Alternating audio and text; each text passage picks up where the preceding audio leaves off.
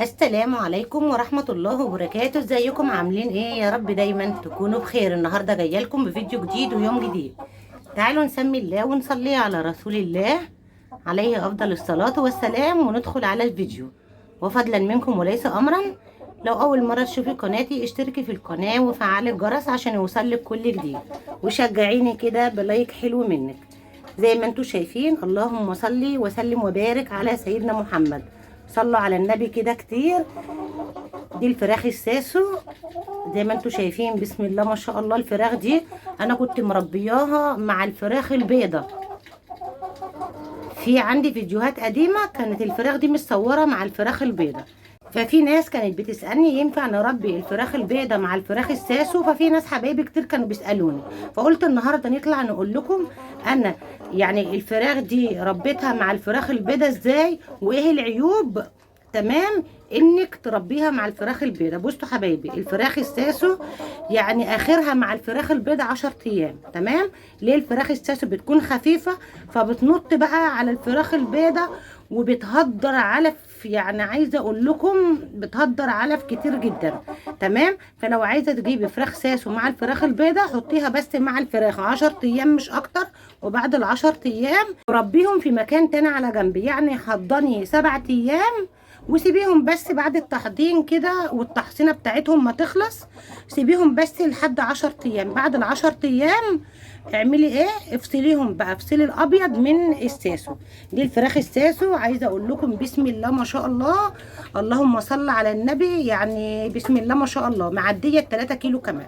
وعايزه اقول لكم اكل الفراخ الساسو ما شاء الله، يعني فول على علف على عيش. اهو الاكل بتاعهم، مش لازم تحط لهم علف صافي اهو، بس حط لهم خلطه البصل. فطريهم بخلطة البصل. خلطة البصل حلوة، بترفع المناعة وبتخلي الفراخ بسم الله ما شاء الله المناعة بتاعتها كويس.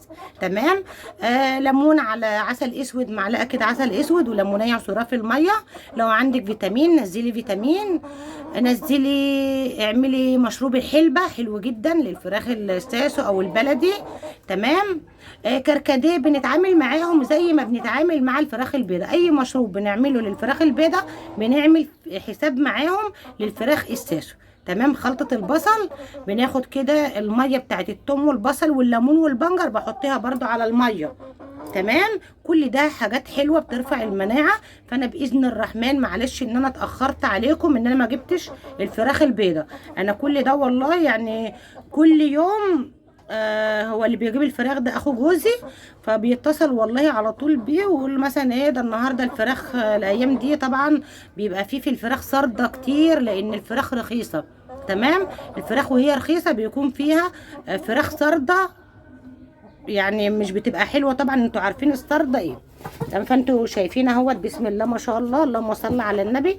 شايفين ما شاء الله فرخة بسم الله ما شاء الله. عايزة اقول لكم معدية ال3 كيلو ونص كمان. فباذن الرحمن هجيب 10 فراخ ساسو مع الفراخ البيضة. تمام؟ هصور معاكم الساسو مع بعض على طول. دي هتبقى فراخ رمضان الفراخ الساسو. تمام؟ فباذن الرحمن ممكن على يوم الاحد نجيب معاكم دورة الفراخ البيضة. فانا قلت النهارده نطلع نصور معاكم الفراخ الساسو ونتكلم مع بعض عن تربية الفراخ الساسو. طبعا لو عايزة تجيبي الرمضان يا دوب دلوقتي انك تجيبيها. الفراخ دي عندي عايزه اقول لكم جايباها مع دوره الفراخ اللي انا ذبحتها اللي فاتت دي اللي قبلها، حتى مع الفراخ البيضة في الفيديوهات. فانا عايزه اقول لكم حلوه عادي انك ممكن تربيها لحد اخر يوم للفراخ البيضة، مفيش مشكله. بس المشكله عندي كلها ان هم كانوا بيهدروا معايا علف. دي تجربه، انا جربت الفراخ الساسو مع الفراخ البيضة. لو انت بقى خلاص مفيش مكان غير مكان واحد تربي الابيض مع الساسو، خلاص بقى انت بس ايه افرشي حاجه كده تحت العلافه عشان خاطر تهدير العلف، عشان لما علف يقع من العلافه يبقى نضيف. يعني على مثلا شكاره كده حطي حاجه صغيره تحت العلافه بحيث اي علف يهدروه يقع على الشكاره، او مثلا حته كرتونه، لان مشكلتهم مع الفراخ البيضة في تهدير العلف. لكن لو انت بقى حطاهم على جنب اللي هيوقعوه هتشيلي العلافة وتجوعيهم، فهتقوم بقى الفراخ تاكل اللي هم هدروه على الارض. تمام؟ لكن الفراخ البيضة انتوا عارفين لازم العلف يكون قدام منها على طول نظيف. يعني تربية المعاملة مع الفراخ الساسو غير. يعني انا هنا حطاهم ولا لمبة ولا اي حاجة، وبيباتوا على القعدة اللي انتوا شايفينها دي، تمام، ولا لمبة ولا اي حاجة. بعد ما شلتهم من مع الفراخ البيضة، حطيتهم في العشة دي، وسبت بس لمبة كده بيضة يعني اسبوعين او 3، وبعد كده شلت اللمبة البيضة، وعادي من غير لمبة بتربيهم مفيش اي مشكلة.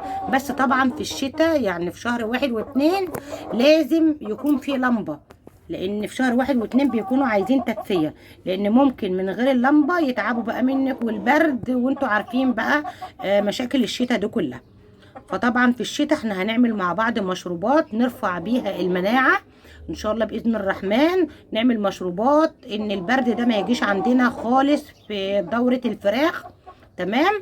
فانا طلعت في ناس سالوني، في كذا حد سالني وقال لي ينفع نربي فراخ ساسو مع بيضه؟ فانا قلت لكم دي المشكله اللي مرت عليا مع الفراخ الساسو مع البيضه، ان هم كانوا بيطيروا على الفراخ البيضه.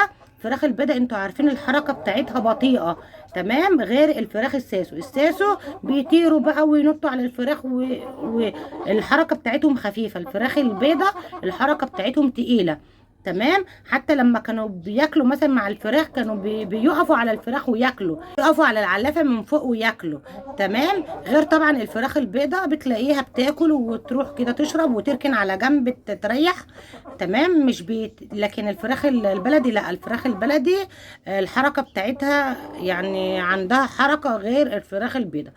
فدي المشكلة اللي انا شفتها مع التربية معايا مع الفراخ البيضة مع الساسو، ان هي زي ما قلت لكم بتهدر في العلف، وان هي يعني بتنط على الفراخ بقى، وتلاقيها كده ساعة الاكل بتطلع على العلافة من فوق وتطلع على الفراخ البيضة تاكل. فلو عندك مكان ربي كده في مكان على جنب، الساسو لوحدها والبيضة لوحدها. بعد عمر ال40 يوم انا باكلهم 20 يوم بادي، تمام. الفراخ دي عايزه اقول لكم انا مغيره لها العلف على عمر 16 يوم، تمام. بس لو مربياها لوحدها خليها تاكل بادي 25 يوم. انا باذن الله ان شاء الله التربيه اللي جايه دي انا هربيها معاكم، هصورها معاكم وتكبر ان شاء الله مع بعضينا. هصورها معاكم عشان الناس اللي هي عايزه تجيب فراخ ساسو وخايفه. الفراخ دي شفر، تمام، زي ما انتوا شايفين. بسم الله ما شاء الله، اللهم صل على النبي. عايزه اقول لكم هم كانوا 5، ذبحت منهم 2، اتبقى ال3 دول معايا. فما شاء الله فيها صدر كويس وطعمها حلو جدا جدا، طعمها مسكر وزي العسل. فلو عايزه تجيبي هاتي، لو انت ما بتحبيش التربيه البيضه هاتي الفراخ الساسو. الفراخ الساسو تاكل معاكي 40 يوم بس علف، وبعد ال40 يوم هتزودي بقى عيش على علف على فول، بتخلي ما شاء الله يومها بيومين. وتعاملي معاها بقى في المشروبات زي الفراخ البيضه بالظبط. يعني انا هنا خدت الميه بتاعت البنجر والثوم والبصل، حطيتها كده في السقايه، وهنا بسست العيش اللهم صل على سيدنا محمد. بسست العيش مع العلف مع الفول بخلطة البصل. الخلطة دي حلوة، بترفع المناعة وبترفع الوزن في نفس الوقت، وبتخلي الفراخ طعمها مسكر وزي العسل. فأنا بإذن الرحمن يوم الحد بإذن الله الفراخ بتجيلي على الساعة 8 او مثلا 9، هصور اول الفراخ ما تيجي، وهنزل معاكم اول يوم في دورة الفراخ البيضة باذن الرحمن. هنصور مع بعض على طول. فمعلش ان انا اتاخرت عليكم في تربيه في الدوره بتاعه الفراخ البيضة. والله كل ده انا مستنيه بس ان يجيلي فراخ كويسه. بصراحه هو اخو جوزي قال له لا الفراخ مش عاجباه خالص الايام دي، بتجيله وبيرجعها تاني كمان، تمام، لان فيها سردة كتير.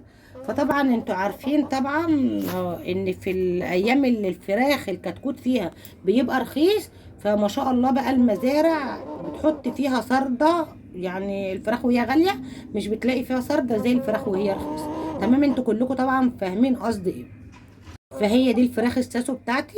الفراخ دي انا كنت مربيها معاكم التربيه اللي قبل اللي فاتت، تمام. ليها عندي قد ايه؟ ليها عندي معديه ال 85 يوم. 85 يوم معديه ال 85 يوم.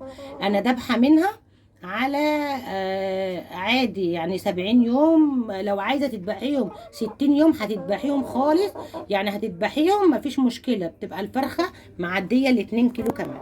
يعني على عمر 60 يوم الفرخه بتعدي ال2 كيلو. وزي ما انتم شايفين بسم الله ما شاء الله. وبطلعهم ساعات كده بره على السطح في الشمس يتشمسوا كده معايا.